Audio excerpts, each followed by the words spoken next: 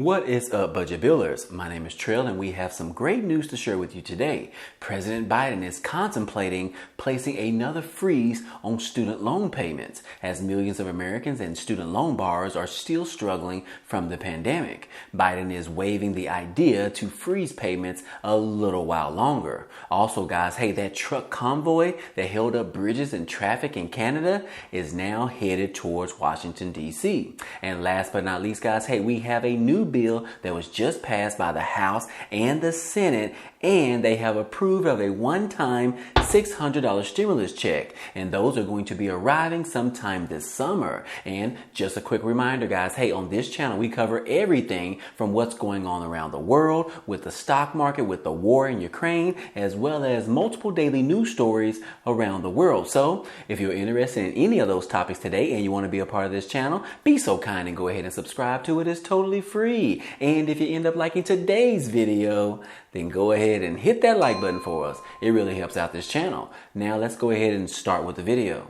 And hey guys, before we get started, hey, I wanted to remind you guys to go ahead and go on over to my new YouTube channel that I will be posting a new video this month. I'm super excited, guys. And also don't forget to follow me on Instagram at Mr. Budget Bill. I am starting to post content every single day, and I would love for you guys to follow me over there as well. So those links will be down below in the description. Well, guys, yesterday, Russia ended up sending one of their missiles to the largest nuclear power plant that's in Ukraine. And that thing ended up catching on fire. And it actually stayed on fire for about 2 hours before they were able to put it out. Now, the good news is that nothing was severely damaged, and there is no type of danger that is involved with those individuals that are in Ukraine. But because of that news, guys, hey, look here. Russian forces in Ukraine have attacked, and they have now sieged the largest nuclear power plant. Now, according to officials, this happened on Friday after the largest fire started at this largest nuclear power plant in Europe, and it has been extinguished.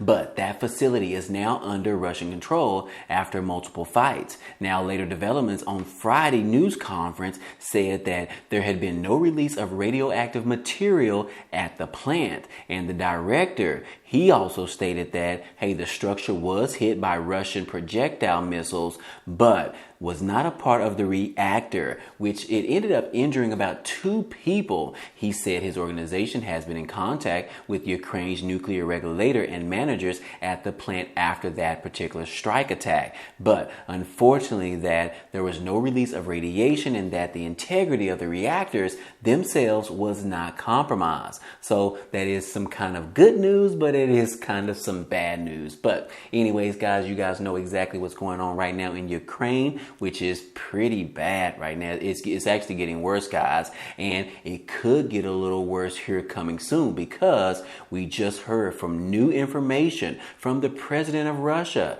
Vladimir Putin, and he is now saying that he may actually declare martial law in Russia. And here is exactly what that would mean for the Russians. Now, as a fierce Ukrainian resistance slow Putin's invasion and dissent against the invasion grows among Russians, European Union officials fear that Putin may declare martial law. Well, 1 week after those booms were heard in Kyiv in the pre-dawn hours, signaled the beginning of the Russian advance into the capital of Ukraine. And more than 1 million people, or 1.2 million people as of this video, have now reportedly fled Ukraine. And hundreds of military and civilian deaths have been reported as the Russian military continues to lay siege to cities all around Ukraine. Now, the EU official called the potential Russian plans for martial law completely home-produced, as the tragic loss of young lives killed in the military conflict, with Russian mothers having to learn about their loss of their children because of this war.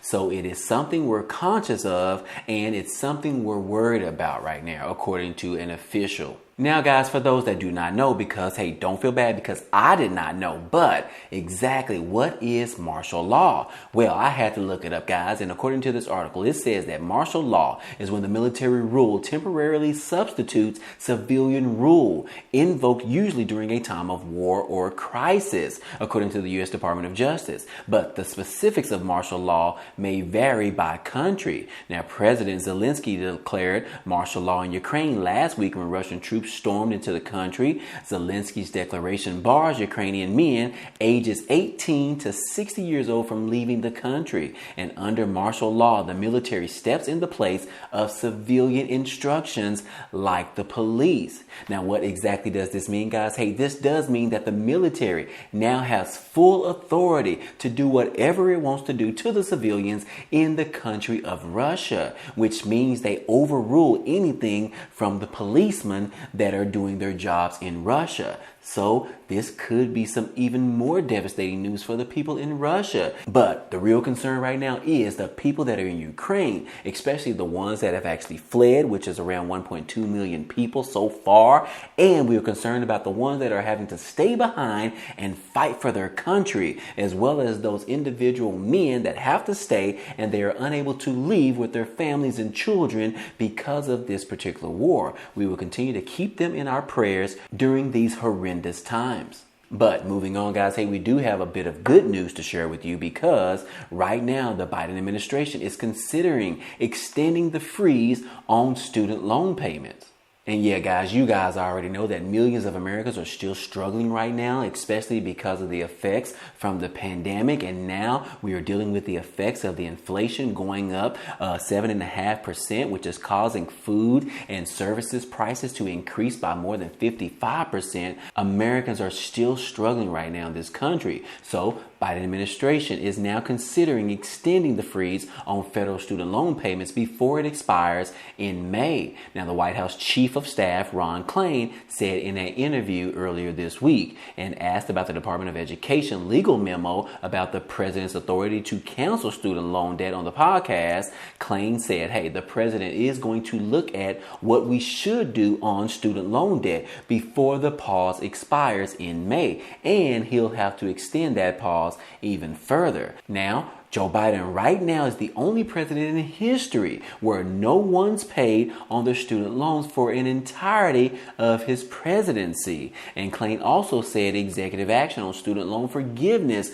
would be decided before the resumption of those student loan payments, which is going to be around sometime in May. So again, guys, hey, this could be another bit of stimulus relief aid that is being provided by the government under the Biden administration. Now, these student loan payments are necessarily going to expire sometime in May, which is going to mean that most student loan borrowers are going to have to pay back their federal student loan payments. And yes, that is going to be millions of dollars that Americans just still can't afford to do right now, especially not having a job right now, especially having to deal with the increased prices of our foods and our goods and services in this country. So again, right now, the Biden administration is going to think about extending this freeze once more again. Now, how long they will extend it this time, hey, we don't know as of yet, but we should hear more information here within the next couple of months. I'll keep you guys posted as usual. But on to some other news, guys. Hey, I talked about this previously on a previous video in regards to Senator Rand Paul. He was actually talking about the truck convoy that was in the border between the U.S. and Canada, which was causing havoc and causing some traffic concerns, which was preventing truckers from crossing in and out of Canada. Well, because that was in relation to the vaccine mandate that was pushed down by the Biden administration. And that is because of Senator Rand Paul, in which he was stating that, hey, we as Americans need to protest these vaccine mandates. They should not be required. Well, these particular truckers that was in Canada was in opposition to these vaccine mandates. And because of that, Senator Rand Paul, he actually spoke about this, in which this article talks about, in which he actually hoped that the Canada trucker protest actually spreads into the United States.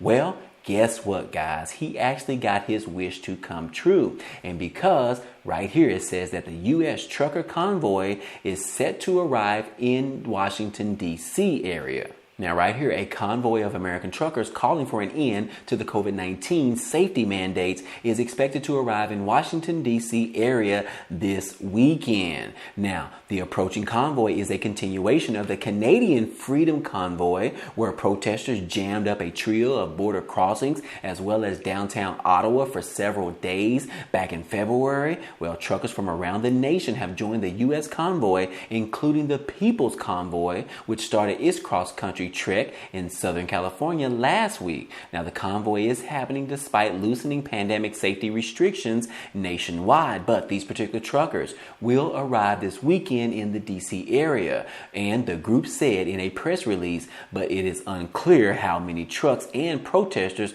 will actually participate. But the group has nearly 300,000 Facebook followers and includes truckers, spiritual leaders, lawyers, doctors, pilots, rail workers, and teachers. So again, guys, hey, we could see some traffic concerns in Washington, D.C. Now, will the government allow this to happen, especially after the attack on Capitol Hill that happened last year? Or will these truckers be turned away, or will they be able to succeed in preventing different types of traffic jams in the Washington, D.C. area? Now, we'll just have to see. I'm sure this is going to be showing later on today on the news station, so be sure that you tune into that, or you can just come back here tomorrow and listen to this particular channel, in which we will sure have a video to share with you. But that is going on right now in Washington, D.C., guys. But on to some greater news, guys, because we do have a stimulus bill that was signed in the House and the Senate. This was signed earlier this week, and the state of Oregon is now going to be giving out $600 stimulus checks to low-wage workers. And yes, these checks could be coming as soon as this summer. Now, earlier this week, Oregon State House Democrats passed a bill that would give a one-time $600 payment to low-income households with people who worked during the first year of COVID-19 pandemic. And after the bill passed the House with 42-16 vote, it also passed in the Senate on Friday afternoon on a vote of 23-2. So, low-wage workers are a critical part of our economy and are also the most vulnerable to the rising cost of everyday necessities, said the Senator Kathleen Taylor, chair of the Senate Committee of Labor and Business. And she also said that cash payments make a huge difference in the lives of individuals and working families. They can help pay a utility bill, buy necessary medicine or essential like diapers and groceries. Cash payments also ease stress, allowing families some support to manage the obstacles that they face in their daily lives. Now, House Bill 4157 is an opportunity to show support to our low-wage workers as they show up to their jobs every single day, upon which our economy depends on them to actually show up. And these particular payments aim to help address the rising cost of living and help working families' necessities such as rent, groceries, prescription drugs, and childcare. But right now, many Oregons, myself included, which is not myself, but the person that wrote this article, have been struggling to get by as the cost of living adjustments has skyrocketed. And State Representative Andrea Valdemira, the chief sponsor of the bill, said in a statement, these payments can make a huge difference for low-income individuals and working families. They can also help pay a utility bill, but necessarily buy medicines as well as essentials like diapers and groceries. So again, guys, hey, this is some magnificent news that is just coming out this week, because that's when this bill actually got approved from a vote that actually passed enormously. So anyways, guys, hey, those individuals that live in the state of Oregon could be receiving a new stimulus check of $600, and these are going to be a one-time payment, and they should be able to arrive sometime this summer. Now, guys, like I said, this is some amazing news. We are starting to see more and more states and cities offering their own stimulus relief aid as we continue to wait for the federal government to provide a fourth stimulus check. But anyways, guys, I hope this information was helpful to you. But last but not least, guys, hey, we do have some dire information in regards to the invasion on Ukraine. Now, Russia announced this late on Friday that they plan to deploy up to 1,000 mercenaries to Ukraine, as officials warns Moscow could bombard cities into submission. So yeah, guys, this is some dire warning messages coming out of Moscow and Russia, which is stating that they are going to continuously bomb places in Ukraine until they actually give up and wave the white flag. So again, guys, hey, those individuals in Ukraine need our support right now, whether you are in the United States or whether you are in other countries. They continue to need our support, and we are going to stand with them until this is all over. And in addition to that, hey guys, I will solicit you that you go ahead and say a prayer for those individuals that have to stay behind in the country to fight off the Russians. Again, we will keep them in our prayers. And anyways, guys, I hope all of this information was helpful to you today. Well, anyways, guys, hey, that's all I have for you today. Now, if you enjoyed this type of content and you want to see more, hey, go ahead and subscribe to the channel. It's totally free. And if you like this video, then go ahead and hit that like button for us. It really helps out this channel, as well as it tells YouTube to share this video with others. But anyways, guys, hey, I appreciate you guys stopping by and watching, and I hope to see you on the next video. Peace.